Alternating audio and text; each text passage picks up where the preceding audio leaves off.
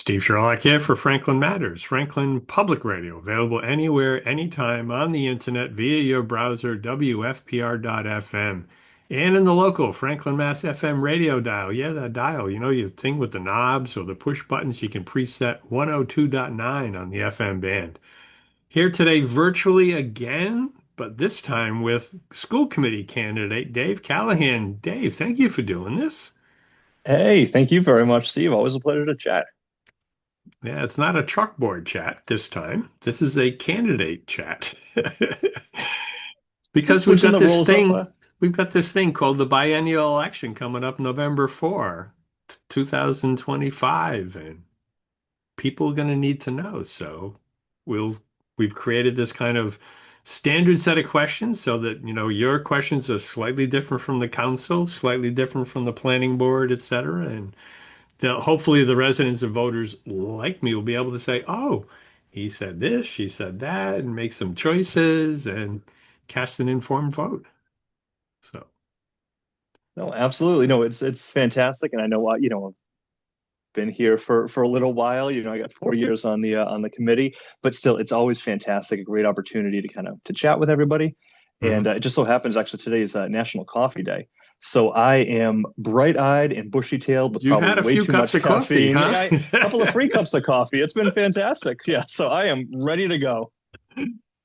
Excellent. Okay, so let's start at the beginning like we normally do in terms of, okay, if people don't know Dave, kind of what's your Franklin story? Tell us a little bit about your road or to Franklin or your life within Franklin and your involvement in the community here.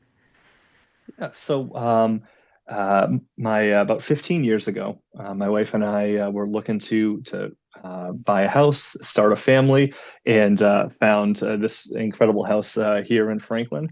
And kind of flash forward a decade and a half, and somehow my oldest daughter is now in high school, and my Ooh. little guy is big, and I'm not still not quite adjusted to it, or I don't know if I'll ever be ready for that. But she's over there, she's growing up, and then my little guy's in third grade and Hmm. playing just about every sport and taking advantage of every field that we have around town. Yeah, that's the wonder of being a dad. I know my daughters just went, How did they do that? Where did they go?" It Time happens flies. quick. It certainly does, and and now and speaking with time flying, that you mentioned, I've now been serving on the Franklin School Committee for 4 years. Two It was terms. Mm. yeah, it's about like 5 years ago where it all kind of started where the town had to let go over 100 teachers, and they were standing Hmm. up and down 140, and one of those teachers was my kid's favorite teacher, and that's really Mm. kind of what activated me. And I took a look and I saw the financial situation, not only that we were in at the time, but where we kind of where we had been, and also kind of like where we're going to, where the Mm. financial forecast just it hasn't looked really much better in the last couple of years. And that's where I decided, you know what, that's it. This is I'm going to be able to kind of go, and I'm going to toss my hat in the ring. And in 2021, the Franklin voters gave me the opportunity, and I've been trying to say thank you by keep working as hard as I can for the district ever since, and hopefully for another 2 years with this next election. Hmm. Good. Thank you for that. And as you're aware, civil discourse certainly is a key component of a democratic republic form of government. And the political party divide, well, it doesn't necessarily touch us all the time because this is a partisan election. Still, unfortunately, the divide is wider now than ever before. So, as an individual and on the school committee in particular, what can you do to help either mitigate or kind of avoid that divide? And this for folks maybe who aren't aware, we kind of got like lists of questions ahead of time, and these are some of the questions that are being asked of every single candidate, if I'm not mistaken. And Correct. it is just the best question right now because it's just so important. And the way that I at least I've kind of addressed it is just by talking to as many people as I can, and getting to know everybody in town, because there's just so much that brings us together than what kind of pulls us apart. Hmm. And I know, and sometimes it's just so easy to say, well, this person, voted yes for the override, this person voted no for the override, and that's just kind of who they are. But the more that you talk to some folks and learn about their backgrounds, about where they came from, about their motivations, about what Hmm. drives them for this or that, you just better understand them, and it helps to work together with everybody else. There's I think that the actual quote is from Walt Whitman, but I read in a Stephen King book, the idea of, Hmm. we are all multitudes. And the more that you can kind of talk to your neighbor, the better you just understand where they're kind of coming from. And hopefully, you know, especially like with these past couple of overrides, I've been very vocal that the town of Franklin needed to pass these overrides. We have a structural deficit that only can kind of help be filled through increased local contributions. But I've also gotten to know a lot of folks that were on the other side of things, and I have a much better understanding about where they are, where Hmm. they kind of came from. So that way, I'm still very much in favor of increased local contributions. However, when there are other issues that we can kind of work together on, I think hopefully just by kind of talking to one another, by building those connections, by realizing everyone's just, a mom, a dad, a grandparent, a taxpayer, someone who's kind of struggling to pay the grocery bills, could just find those middle grounds of where we all kind of have these commonalities, and help work towards, and kind of just as we, because we all need to work together, Hmm. you know. And I think the other thing too, what I've tried since I think the beginning of this year, maybe, for it feels like forever, but I've been going in front of town council Hmm. just about every meeting, and kind of providing some updates from the school committee's perspective, because really kind of recognize, we have our audience and they have their audience, Right. and unfortunately there wasn't a lot of kind of cross pollination between Hmm. the two.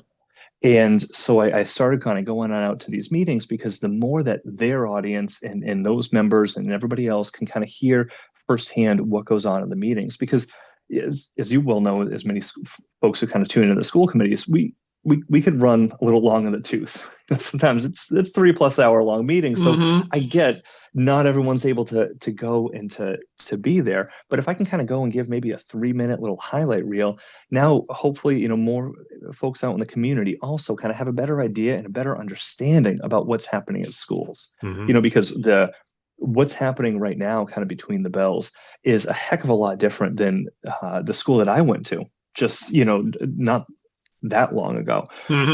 But certainly the school maybe that that you had gone to, and a whole bunch of other people.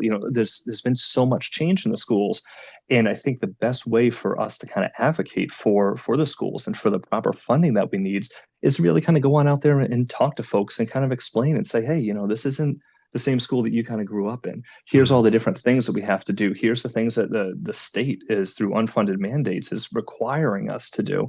And this is why it may seem more expensive, maybe, than when you were going to school, because it's a different environment. And Hmm. the only way that we're able to kind of get to that point is just by talking to one another, getting to know each other, and hopefully trying to help bridge that divide. Hmm. Yeah, and I think your participation in the council meeting, somebody else mentioned it, and I'm a little embarrassed to say I can't remember at the moment, but I'll give them credit for it once I figure out who it is. But and I understand clearly Tom's provided in his executive purview the opportunity to speak in that announcement section. But the suggestion actually was to have you and or somebody from the school district there as part of a regular item on the agenda to give, a little bit more detail, say, on this topic or a little bit more on that topic. So respectfully, while you do give the overview, they could get kind of the mini deep dive in something to really help foster that cross-pollination and the rational discussion around, oh, this is happening, and this is why things are happening. It's needed. It's one idea. Maybe somebody has more and others, and that's okay. We need to figure out how we're in it because, to your point, we're all in it together, and we need to figure it out.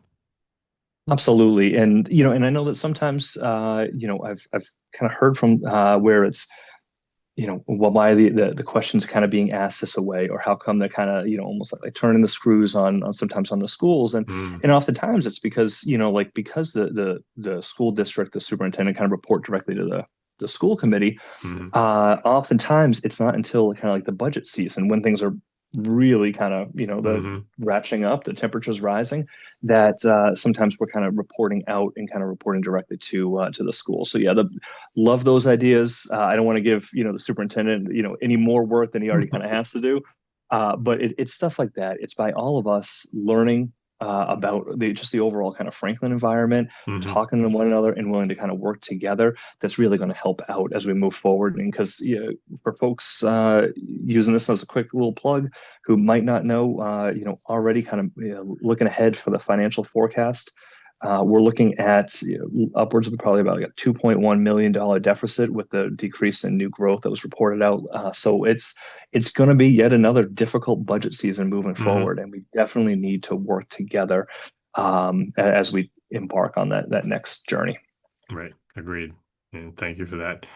So moving along, what experiences or background would help you specifically in this role on the school committee?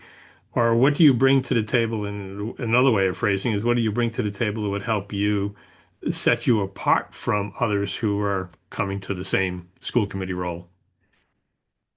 Well, I'll say so. I got graduated. I got my master's in public administration, and for the past 15 years, served in the public sector. And as I mentioned, I was 4 years right now on the school committee. My first term, the first 2 years, was the chair of the policy subcommittee, Hmm. in which we did some at that time some really exciting stuff, including one of the biggest kind of achievement I think that kind of came out of that term was completely rewriting the how the district responds to bullying and harassment kind of Mm. procedures all Hmm. through the policy because it's true that the pen is mightier than the sword, and we were able to make it really mighty with the policies that we wrote. And now in the last 2 years, just as serving as the chair of the Franklin School Committee, as we underwent the massive, really once in a generation Hmm. reorganization, that's a lot of hands-on experience that I learned from through all of that, and hopefully, now is helping continue to kind of guide some decisions as we move forward. So I think just really between the education, kind of my professional life, and the last 4 years that I've been able to serve this community as on the Franklin School Committee, it's going to help to kind of carry forward that experience into that next term. Hmm. Good. Thank you for that. And it's kind of a good segue as well, because with redistricting decision now behind us, what do you see as the next kind of key priority or multiple priorities within the district? So, well, I will say actually just to start, obviously while the boundary lines are drawn, the map is set, kids are going to all the right schools. Hmm. When it comes to this the redistricting and the reorganization, there's still plenty more work Hmm. to be done in the next term. Obviously now we have all of these systems that we're able to really kind of fine tune and enhance as we're moving forward. As I mentioned, at other meetings and other chalkboard chats, Hmm. and that this reorganization has saved us over $3 million, and will Hmm. continue to kind of save us 3 million plus year over year. And by as we consolidated, but we also found numerous efficiencies. And I think that's going to be part of the goal in the next couple of years. Is all right. This is the world that we're living in right now. Are there other ways in which we can, kind of enhance the overall school experience and do so at a very affordable rate? And I think that's Hmm. something that we'll be looking forward to. And there's other ideas that we had, such as like we had the traffic plan. There was discussion about some long-term capital improvement projects that we can Hmm. do that might help to alleviate the stress of traffic, especially like arrival and dismissal Sure. procedures. And that's something that as we kind of move into the next budget season and doing the capital improvement requests, that those on the school committee are going to have to really kind of take a look at and try to triage and say, all right, where any money that we're able to get from the capital budget, where can that best be spent, given the kind of the new structure that we Hmm. have. And so, but then, there's plenty more new stuff as well. And what I will say, as I mentioned, when I first kind of came on board to the schools, it was all about the finances for me. That this was at the time where 75% of other districts were investing more per pupil and their students than Franklin was. And I came on in 2021 with just the goal in mind of how do we kind of, change that number and help out the finances. And that was going to be the main focus. And within 3 months, we were struggling to keep the classroom doors open Hmm. because of a national teacher shortage, long-term subs being in such high demand, and COVID kind of spiking again and keeping out a number of our staff. And we kind of had to figure that out. A couple of months after that, I got a call from the superintendent to say that she's accepted a job over in Barnstable. And now I'm going through the Yes. hiring process of a superintendent. Not long after, it was a school business administrator retiring and having a difficult time filling that job because Hmm. someone in the business administrator role doesn't necessarily want to come to a town, a community like Franklin that has a lot of financial difficulties, both past and looking ahead in the future. But trying to go and solve that, and then kind of coming to the realization that we just have to rip the band-aid of this redistricting and do it, no half measures. And that occupied more than a little bit of my time for the More past than a little few bit. years. So all that to be said, you know, uh, I don't quite know. I've learned to accept that I don't know exactly what's going to be around that next bend. Hmm. But I am very grateful for all that experience that I've had over these past 4 years to help kind of shape me to come to be able to tackle whatever does come around. What I would love, and I've mentioned this at a couple of meetings, I would love for these meetings to be super boring and for like the hot button issue to be whether or not we use single use or reusable utensils over in the cafeterias. Like that's the dream that I have right here. And so, but there's a lot of work still to be done before I'm able to get to that boring stage. But I'm Hmm. excited for everything that might kind of come around the corner. Indeed. Good. Thank you for that. And somewhat related, but a little bit more specifically around the budget, with the school district responsible for the largest portion of the town of Franklin's budget. I'm sure you've got a few ideas and maybe some more developing in terms of how to resolve that famous structural deficit. Yeah. Um, I think this is kind of two fronts. The first is a lot of the work that we've already done with the reorganization to kind of help tighten the belt.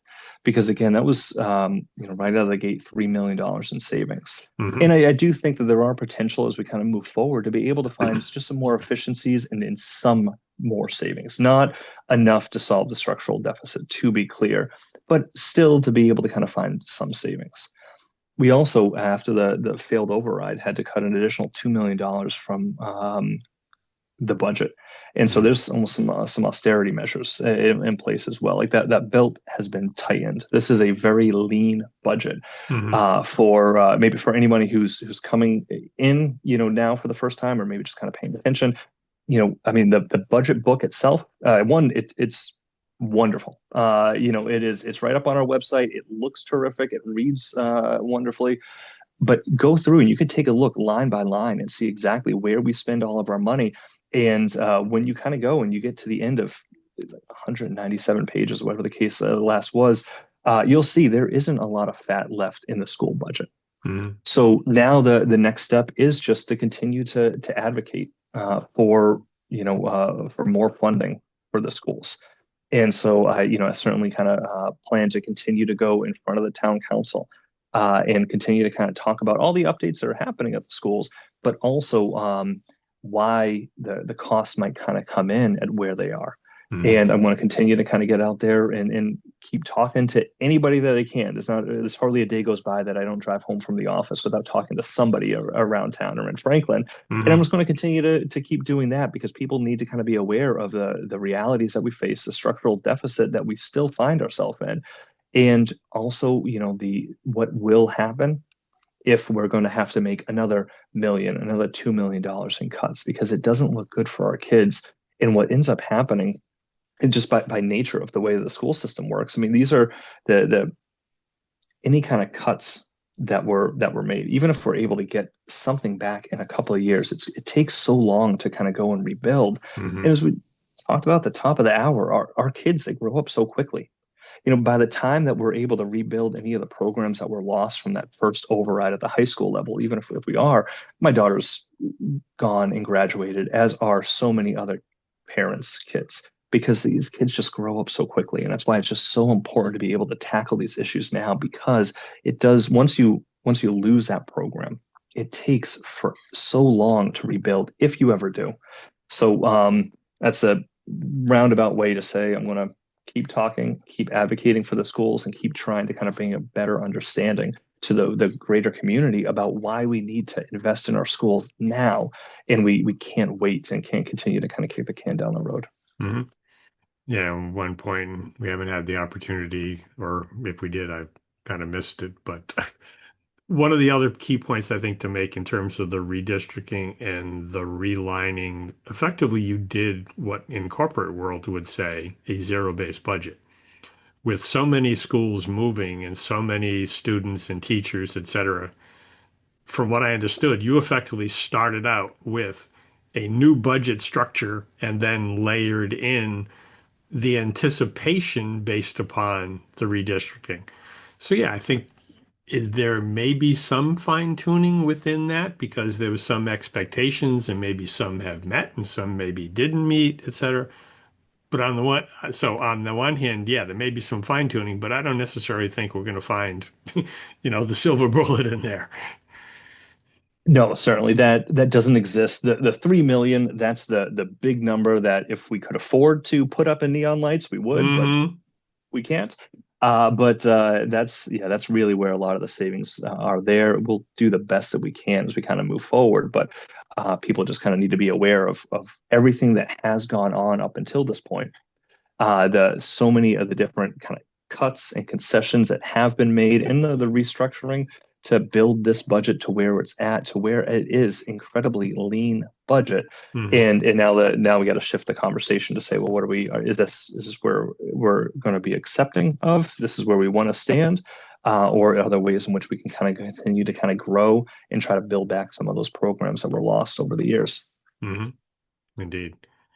And then the final question, effectively, while we've discussed a few key topics, certainly your background, experience, et cetera, is there something else that we haven't talked about that you'd like to address while we have the time and the opportunity to leave with the residents and voters? Absolutely, and thanks for this opportunity here. What I will say, you know, something I've been thinking about now for quite some time. So over at town council, we got 9 seats, and over at FinCom we have 9 seats, Hmm. and over at the school committee we have how many Hmm. seats? 7.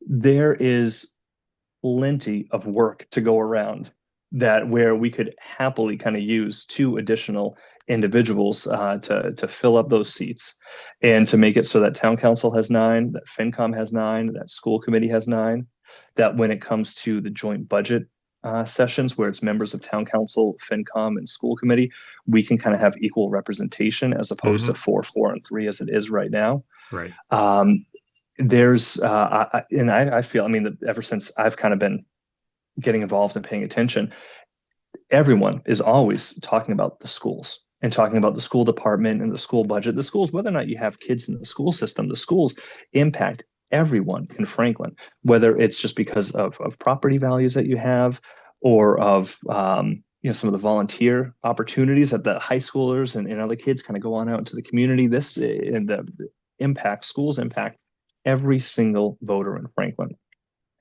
And I'd be willing to kind of bet dollars for donuts that just about every candidate that's running for town council is also going to be talking about the schools in some capacity as well, Hmm. because it's 54% of the overall budget. It's there. So It's I think that the need to kind of have that equal representation and to have a 9-member board for the school committee is just absolutely essential and would just be such a great benefit to the town of Franklin to have two extra incredibly talented, amazing individuals to kind of serve alongside the other 7. And so I know that my understanding it's part of the Franklin Town Charter. it And would be a charter change, yes. which would be the responsibility of the town council. And so what I would say, for those maybe that are running for town council and listening to this right now, I am kind of implore you to really kind of consider that, look at the town charter, and consider making the school committee go from a 7-member board to 9, And for the voters and the listeners that are out there hearing about this right now, if that's something that you agree with, talk to these candidates, talk to everybody else, and especially after election day and the seats are the dust is settled, the seats are known. Hmm. Continue to have those conversations. I think it would benefit the town so greatly to be able to have nine individuals serving and advocating for the betterment of the school district and the greater Franklin community on the school committee. Hmm. Yeah, I buy into that concept. Absolutely. Yeah. Indeed. Well, thank you for taking time. And thank you, listeners, for participating. There's more to come with more candidates, more interviews. We'll include Dave's contact info, so if you don't already have it, it'll be available via the video and the show notes that go accordingly. And feel free to reach out if check on some other question or another idea. He's always open, as you said, to furthering the conversation for our benefit and the kids' benefit, because that's our future. Absolutely. Steve, I thank you very much for this opportunity and for the everybody listening and watching at home. Yeah, truly, I thank you just for taking an interest in this race and all the other candidates' races. This matters so greatly. And yes, as Steve mentioned, I know most of Franklin at this point now has my phone number, but if you don't, take a look, give me a holler, or you could always find me, especially right now in the fall. I'm always going to be at the turf field over on Beaver Street with my little guy playing flag football. Mm-hmm. Indeed. All right. Well, thank you again. And to listeners, thank you. And a quick reminder, we do this because Franklin matters.